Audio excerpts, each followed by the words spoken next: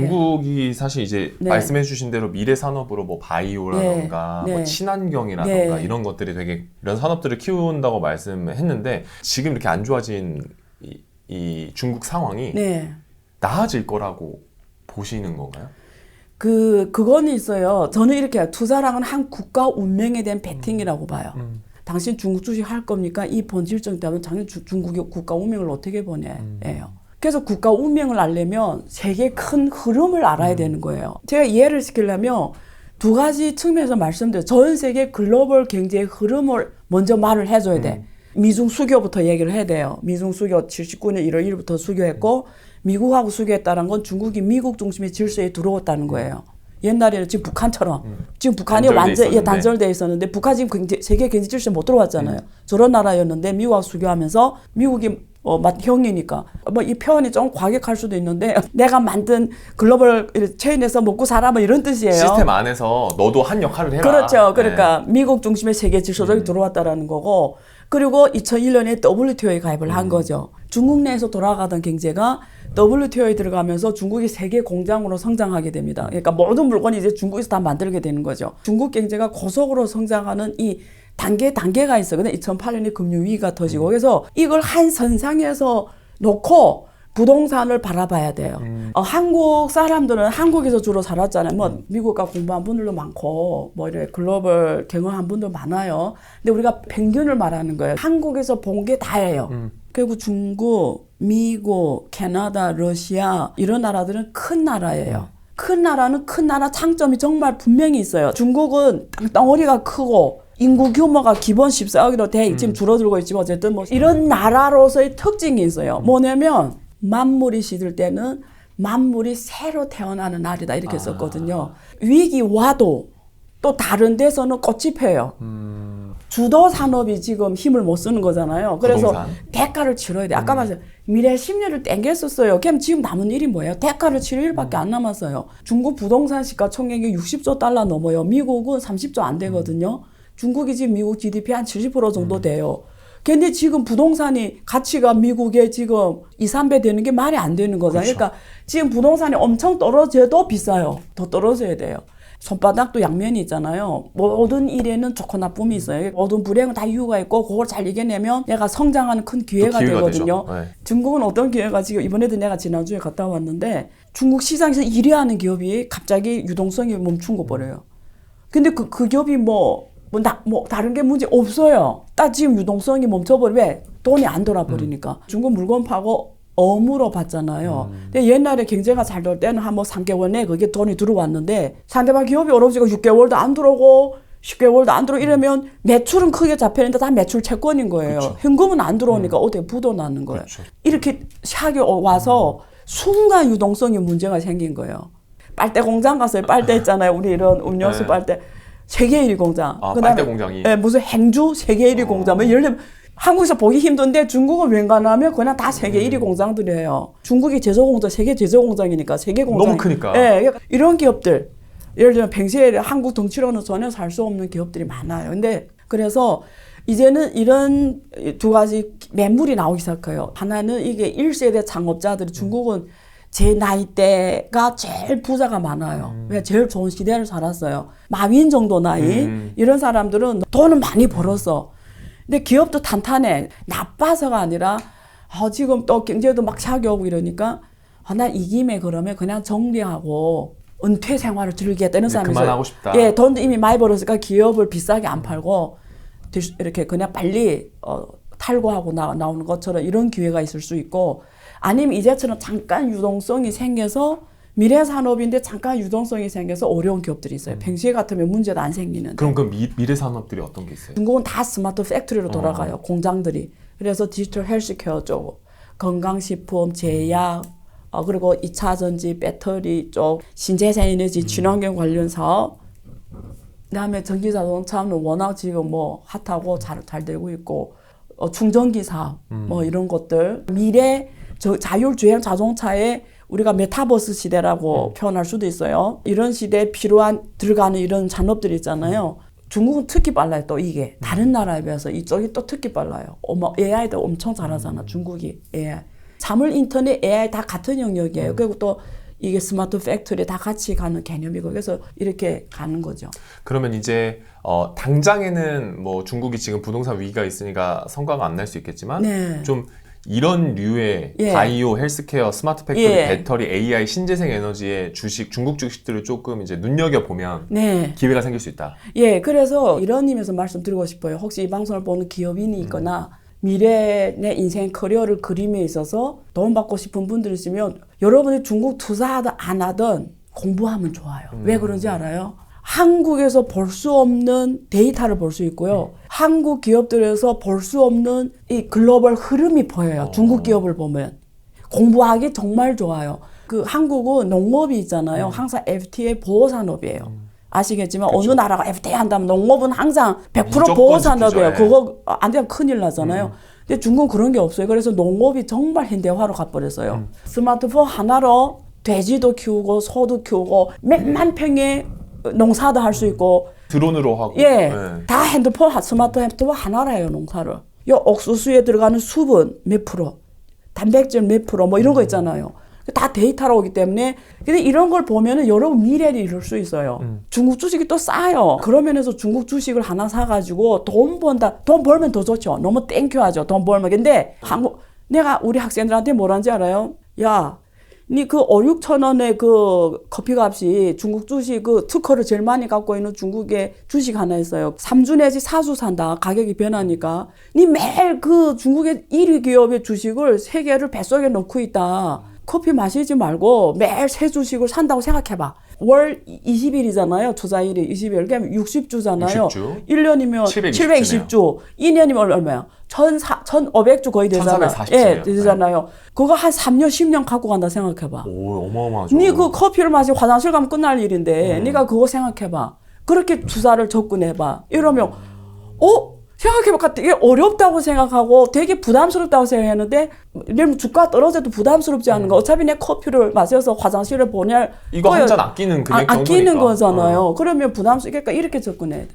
예, 그러면 근데 이게 좋은 점은 뭐냐면 돈을 투자하게 되면 좋은 점은 이제 공부를 하게 돼요. 그죠. 그 주식. 그러면 잃지 않으려고. 여러분 주식 투자는 왜 해야 되냐면 여러분이 주식 투자 안 한 친구들과 같은 동창인데 안 한 친구와 한 친구 만나면 할 말이 없어요. 왜냐면 주식 투자 안 한 사람들이 너무 몰라. 아예 모르거든요. 아예 모르고 세상으로 들어가지도 모르고 대화도 안 돼. 근데 주식 투자한 사람은 돈을 설령 잃었을지라도 아는 게 되게 많아요. 그렇죠. 그럼 치매도 안 와요. 치매도 안 오고 머리가 계속 쓰기 팩팩 때문에 보니까. 예, 결국 미래의 흐름을 알아. 무식하지가 않아.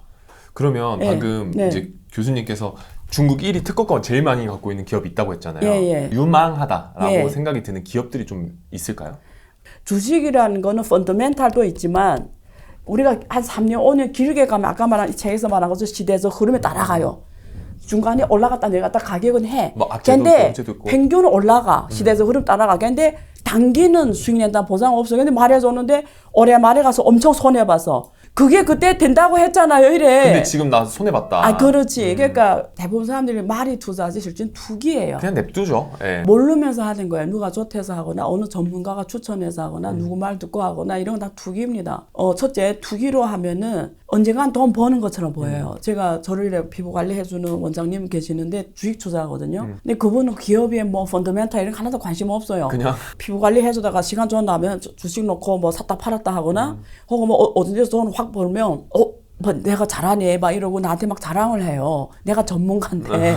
저는 사실 중국에서 처음에 파생 상품 투자부터 했어요. 그래서 거기는 큰 기관들, 큰 애들이 와서 노는 장소인데 저는 한 개인으로서 거꾸로 갔어요. 그래서 옛날에 저는 공대 출신이에요. 공대. 이쪽하고 아무 상관이 없는. 그러니까 아마추어로서 파생 상품 투자한 거예요. 막 기술적 분석 공부를 하면서. 그래서 중국의 대련 선물 거래, 상품 거래소가 있는데 세계 1위 거래소예요. 대두가 세계 1위입니다. 그래서 그걸 하면서 돈도 벌었어요. 처벌어서 처음에 돈 엄청 벌었어요. 이게 뭐 착각하는 거. 와, 내가 어마어마한 천재구나 하면서 이제는 자기 감이 있어가지고 표현이래. 감이 있어서 이제는 안 잃는다는 그 거예요. 느낌. 느낌이.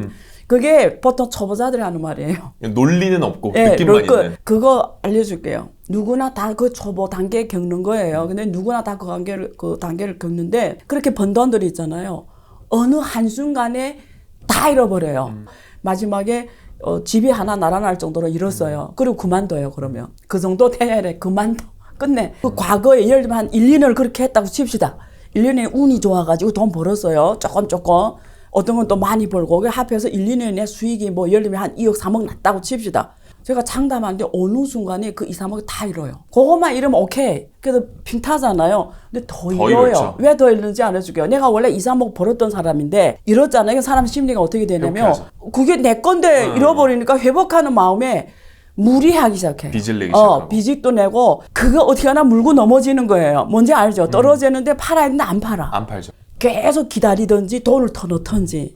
이게 대부분 사람들의 패턴이에요. 그쵸. 한국 주식 투자, 미국 주식 투자, 중국 주식 투자 이야기 질문하는데 자기 나라 주식 투자한 거는 자기 홈에 집에서 하는 거니까 잘할 것 같죠? 아니에요. 그래서 이 책에 그거 썼어요. 사람들이 왜 자기 익숙한 것에만 투자하냐. 그 심리거든요. 자기 패턴이 못 벗어나는 거예요. 여기서 해야 내가 잘한다고 생각해. 아니거든요. 투자라는 개념으로 접근했을 때는 첫 번째 포인트는 뭐냐면 당신이 투자하는 게 뭔지를 알아야 돼. 일단 우리 백화점에 옷 사잖아요. 어떻게 사요? 입어보고 사잖아요. 그렇죠. 다 돌아보고 사잖아. 이렇게 어디 가서부터 막 올라가 딱 본 거 그 집에 들어가 딱 주셔야 하고 이런 온 사람 없죠. 어떻게 들어가서 다 비교해보고. 예, 비교해보고 돌아보고 발품을 팔아서 한 다음에 옷을 입는데 왜 주식 사거나 채권 사고 할 때는 그냥 턱턱턱턱 사냐고 뭔지도 모르고 자기 옷에 맞는지를 보고 사야지. 주식도 고객 맞춤형이에요. 이 주식은 그 사람한테는 맞는 주식일지 모르지만 당신한테는 안 맞을 수 있어요. 왜? 차이가 어디서 오냐면 자본금 차이에서 옵니다. 여러분 삼성전자 주식이 지금 액면 분할해서 작아졌잖아요. 옛날에 250만씩 할 때 월급쟁이 할 수 있는 주식이에요? 못하는 못하죠. 주식이에요. 지금 2차 전지가 워낙 한동안 잘 나가 버렸잖아요. 2차 전지가 막 100만, 200만짜리도 있고 뭐 몇십만짜리인데 이게 실제 월급쟁이들한테는 한 주식 사도 엄청 부담이잖아요. 그렇죠. 그게 당신한테 맞는 주식인데부터 질문을 해야 되는 거예요. 어렵지 않네요. 하루에 그냥 예. 커피 한 잔 정도 그냥 아껴가지고 예. 중국 주식에다 그냥 내가 공부 좀 해서 섹터별 1위 기업에다 그냥 꾸준하게 어차피 이 돈 내가 없어도 사실 크게 부담이 없는 맞아요. 돈이니까 맞아요. 그런 식으로 미래 흐름에다 좀 투자하는 게 좋은 방법이다. 꼭 돈 번다고 들어가면은 오히려 돈 못 벌어요. 돈은 묘하더라고요. 추구하면 달아나요. 오히려 마음을 좀 편안하게. 예, 결국 내가 나를 업그레이드 시킨다. 나라는 사람을 공부한다. 예, 나라는 사람을 좀 더 향상시킨다. 그러면 굉장히 재밌는 과정이 되는 거예요. 내 그렇죠. 인생이 재밌어지는 거잖아요. 그냥 사는 것보다. 그럼요. 교수님 말씀 들어보니까 중국이랑 한국의 가장 큰 공통점이 부동산으로 굉장히 많은 네. 돈이 몰려 있다는 네. 게 공통점인 것 같은데 그렇죠. 한국 부동산은 어떻게 될까? 비슷하게 될지. 그건 좋은 질문이에요. 왜냐면 여기 방송 듣는 분들이 주로 한국 분들이시잖아요. 그쵸. 부동산 투자는 금리에 베팅하는 거예요. 그러니까 내가 부동산 투자를 하면서 뭘 하는지도 모르고 대부분 사람들 해. 그냥 자, 636에 뭐 저 빌딩이 앞으로 가치요. 요것만 생각해. 부동산 투자의 본질은 금리에 베팅하는 겁니다. 그럼 결국에는 한국 부동산도 지금 중국 부동산이 조금 붕괴된 것처럼 예. 미래 갔을 때는 좀 붕괴된 가능성도 있나요? 왜냐하면 한국도 결국에는 네. 부채, 금융을 이용해서 네. 굉장히 부동산을 많이 그렇죠. 사잖아요. 한국 부동산 미래를 보면 한국 금리를 봐야 돼요. 금리. 일본만이 금리를 내렸어요. 근데 다른 나라는 미국이 금리를 올리니까 다 같이 따라 올렸어요. 올리죠. 왜? 아니면 돈이 다 빠져버리니까. 그래서 한국이 대표적인 나라예요. 그래서 금리 올리니까 한국 부동산 어떻게 됐어요?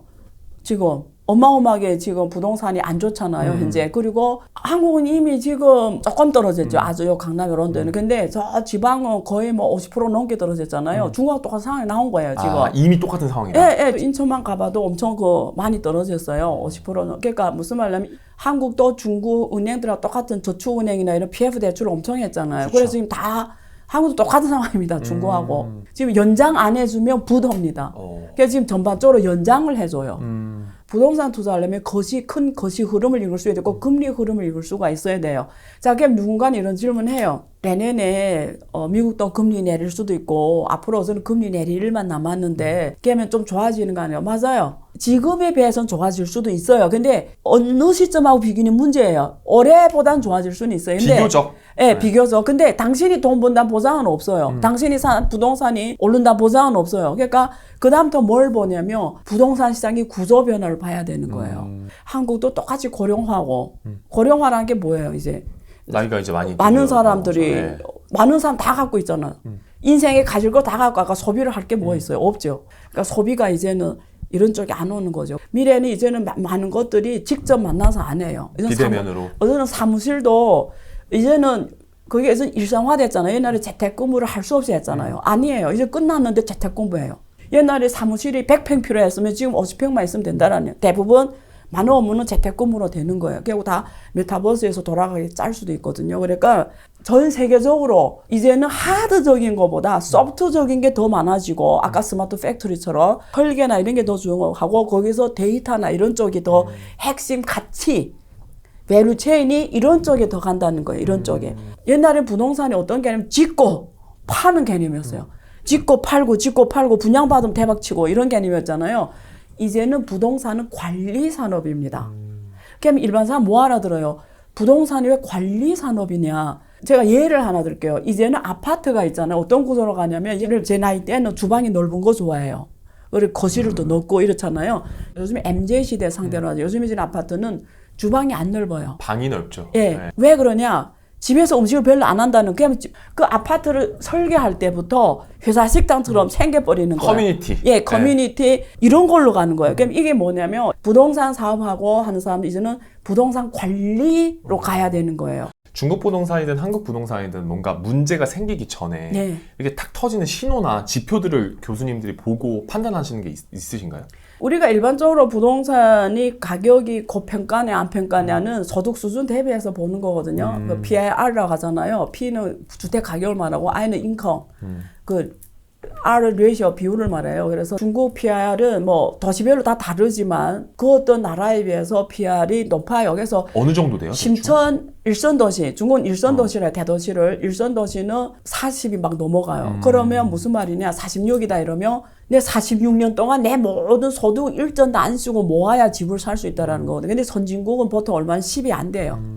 저 유럽이나 이런 미국도 10이 안 되고 이렇거든요. 근데 중국은 40몇이라는 거는 어떤 데는 평생 소득으로도 집을 못 산다. 이러면 그런 가격은 유지 불가능하거든요. 보통 한 서울이 한 15 아래, 예, 비쌀 때는 뭐 17까지 간 적이 있어요. 근데 그러면 한 15년 노력해서 집을 하나 사는 개념이잖아요. 그럼 어떻게 인생을 좀 만들어 볼 수 있는데 이게 뭐 4, 50년 걸린다라는 거는 그 부동산 가격 유지 불가능하다는 거예요. 그러면 네. 보통 이제 PIR이 어느 정도 됐다. 그러면 부동산 거품이 꼈다고 판단을 해요. 그래서 보통은 국제 표준은 그게 코로나 이후가 좀 달리는데 코로나 이후에 너무 돈을 많이 벌어서 지금 다 전 세계가 다 올라가 버렸어요. 지금이라도 7에서 8 normal. 그러니까 7, 8 정도는 normal하다. 근데 10 넘어가면 지금부터 좀 비싸지기 시작한다. 그리고 15 넘어간다 이러면 정말 비싼 거죠. 그러면 중국은 지금 노멀 대비해서 5배 이상이. 중국은 어마어마하게 말도 안 되게 나오죠. 그리고 금리 봐도 그래요. 금리. 그러니까 또 뭘 보냐면 내가 월세를 놨는데 월세 수익률을 봐요. 근데 한국은 코로나 이전에는 정확해요. 코로나 이전에 있잖아요. 아무 부동산사도 6% 수익률을 냈어요. 부동산. 근데 지금은 그게 안 돼요. 왜냐면 6%라는 건 무슨 개념이냐면 내가 은행에 예금하면 요즘에 그 금리 너무 올려서 어떤 데는 막 5% 주는 데 있어요. 예금 금리가. 그죠. 뭐 저축은행 이런 데는. 그때는 없었어요. 그때는 뭐 그때 2, 3%였어요. 예금 금리가. 아시죠? 그 코로나 이전에는. 그죠. 은행에 예금에도 5%를 줘. 그렇죠. 부동산 수익률이 6%면 부동산 하겠어요? 안 하죠. 이런 거 봐야 되는 거죠. 그런 어떤 금리의 변동. 변화를 봐야 되는 거죠. 부동산이란 건 금리에 베팅한다고 제가 말했잖아요. 그 뜻이에요. 그래서 항상 투자자 입장에서는 내가 그 부동산 투자했을 때 수익률을 계산을 해봐야 되는 거예요. 그 수익률을 월세로 준다고 했을 때 지금 어느 정도 줄 수 있는지 그냥 다 바로 안 나와요. 그러니까 이럴 때 우리가 판단하는 게 그래요.